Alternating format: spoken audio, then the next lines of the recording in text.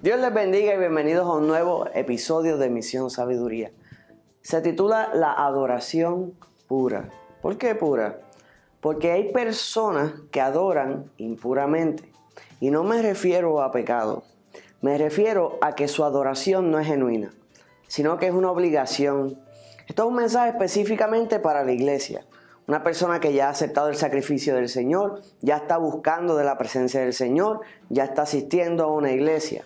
Luego, puede pasar que caiga en la rutina y cuando adora al Señor, lo haga sin ser genuina esa adoración. Se dice, ¿cómo que es sin ser genuina? Pues a veces pasa que en las iglesias la gente adora por rutina. Gloria a Dios, aleluya, santo, amén.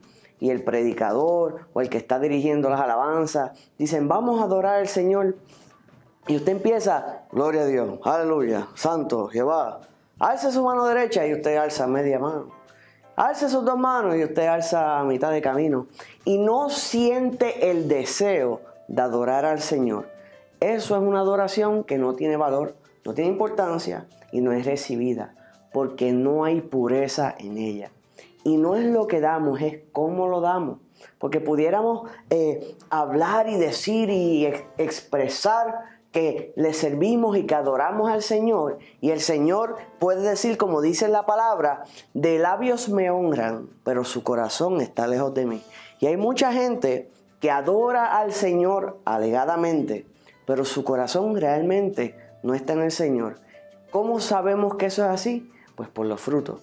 Así que vamos a entrar en este mensaje. Le exhorto a mantenerse en sintonía de este nuevo episodio de Misión Sabiduría.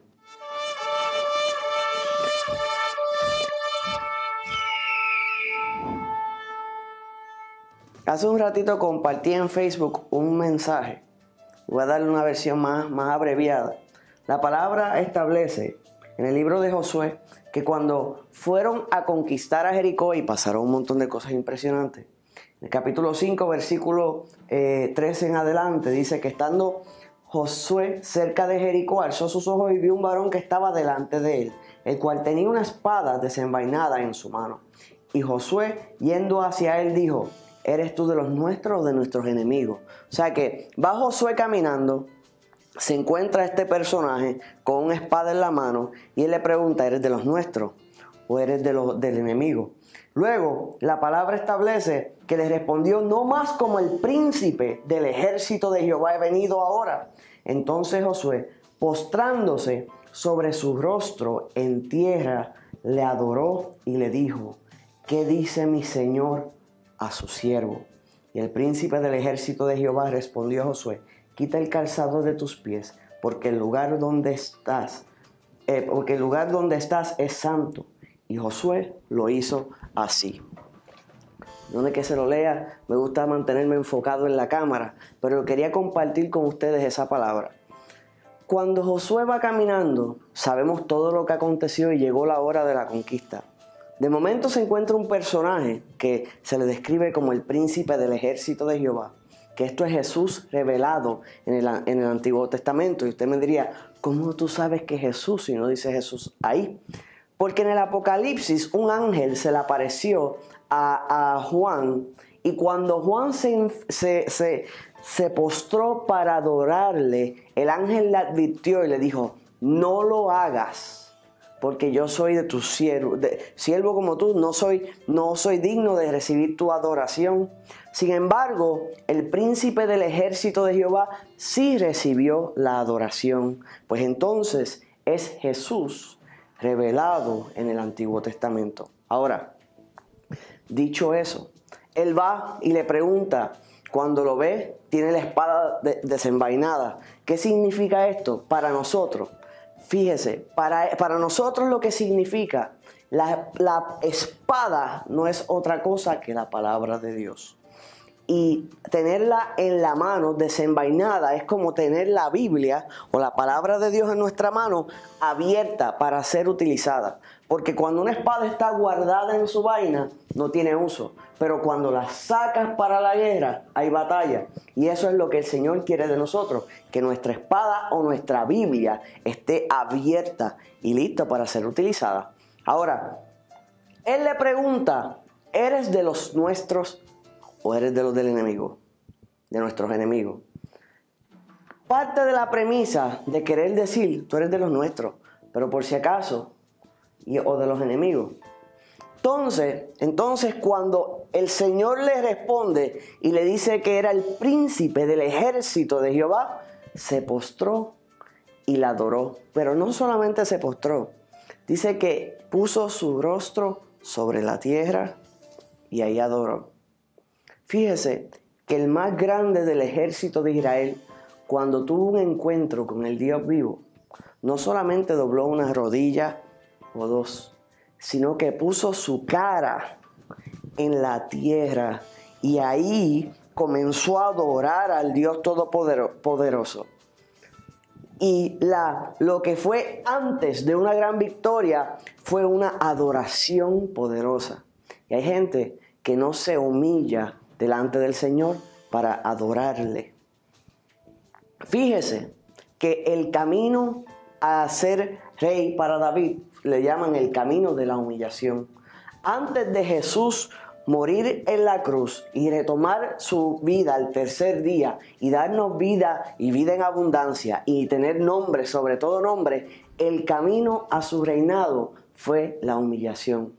Y entonces había una palabra sobre la vida de Josué, que él repartiría todas esas tierras en heredad, pero el camino a su bendición fue la humillación. Él se humilló voluntariamente delante de la presencia del Señor y le adoró de la forma, se bajó, se llevó hasta la tierra, se tiró en el piso. No tuvo en mucho quién era él, sino que apreció la grandeza del Dios vivo.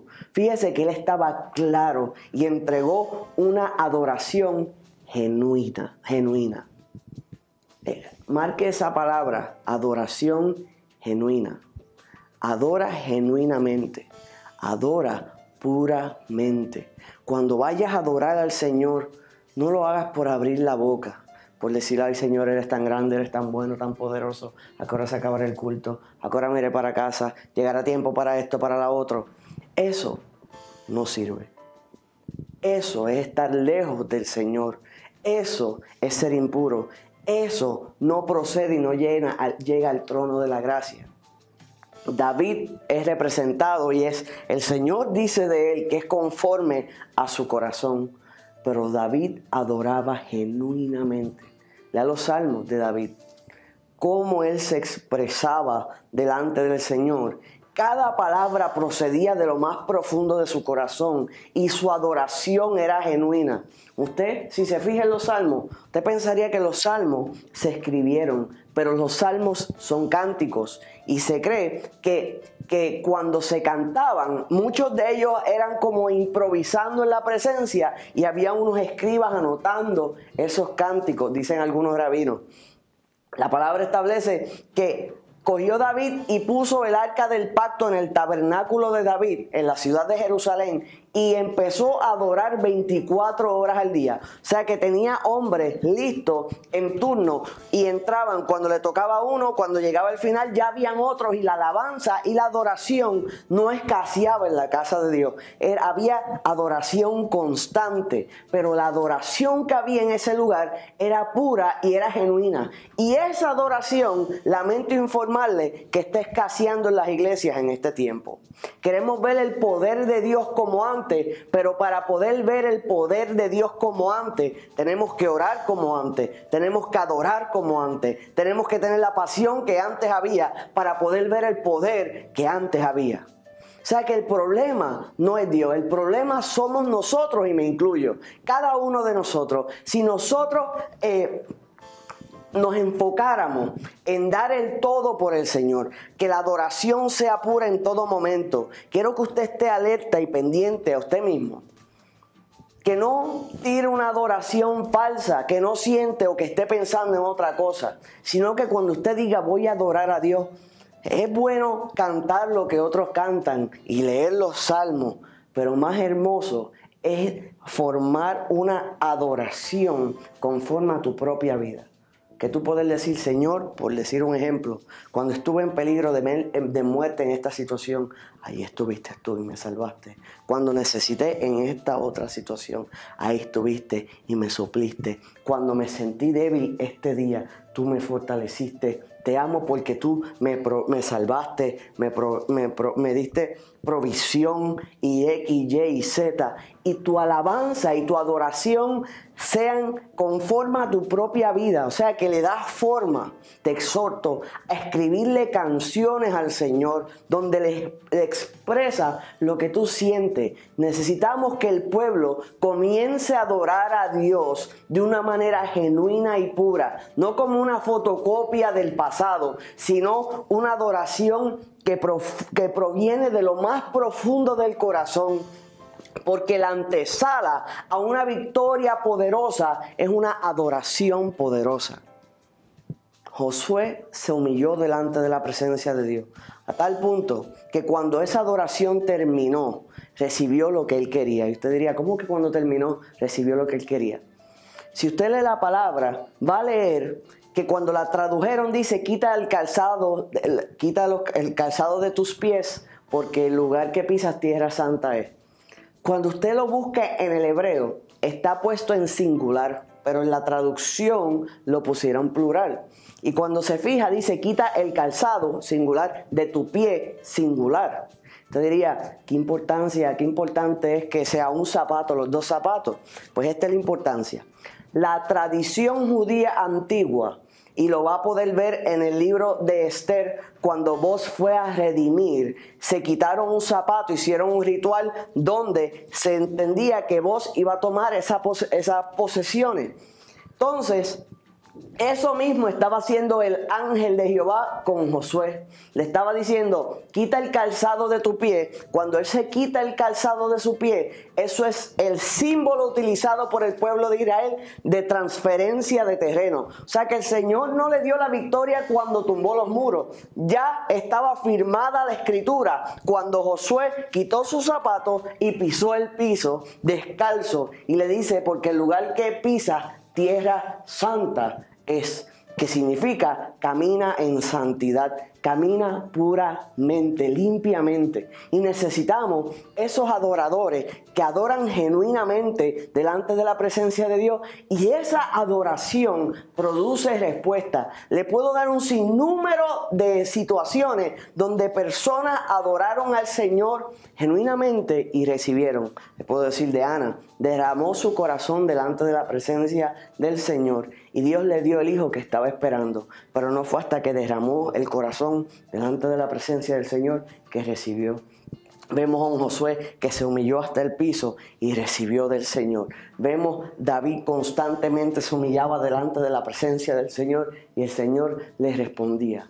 Así que el mensaje en este día es que derrames tu corazón delante del Señor y no seas como los demás que dan una alabanza falsa o forzada, sino que sea una adoración y una alabanza que venga de lo más profundo de tu corazón.